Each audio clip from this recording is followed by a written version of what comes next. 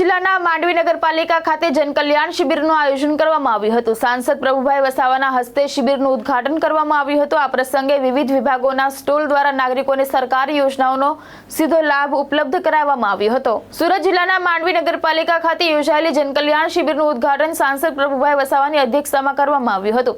કાર્યક્રમમાં માંડવી મામલતદાર જયપ્રકાશ મિસ્ત્રી તેમજ પાલિકા પ્રમુખ અમીષાબેન રાઠોડ દ્વારા પ્રાસંગિક ઉદ્બોધન કરવામાં આવ્યું હતું।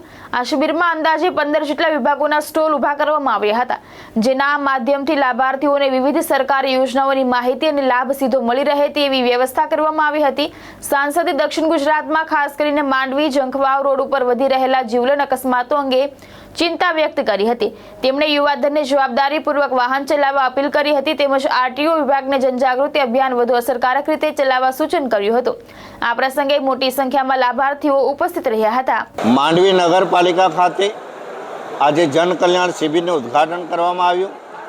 અહીંયા નાના લોકો માટે જરૂરી વહીવટી પ્રક્રિયાને લગતા દાખલા, આયુષ્યમાન કાર્ડ, આધાર કાર્ડ, ડીજીવીસીએલ, આરટીઓ, પોલીસ વિભાગની માહિતી એવા પ્રકારના 15 જેટલા સ્ટોલ અહીંયા મૂકવામાં આવ્યા, જેમાં વિશેષ આરટીઓ વિભાગનો પણ સ્ટોલ અહીંયા રાખવામાં આવ્યો છે।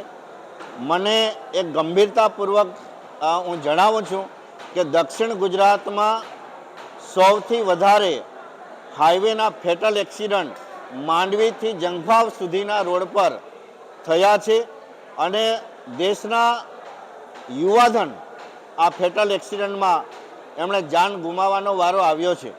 ત્યારે મારે યુવાઓને વિશેષ ટકોર અપીલ કરું છું કે સાવધાનીપૂર્વક આપણે વાહન ચલાવીએ, બાઇક ચલાવી અને એક પરિવારનો દીકરો જાય છે પણ એક દેશનો પણ એક યુવાન, કેમ કે સૌથી વધારે યુવા દેશ માટે યુવાનોનો દેશ ભારત ગણાય છે, ત્યારે યુવાનોની કદર અમે કરીએ છીએ અને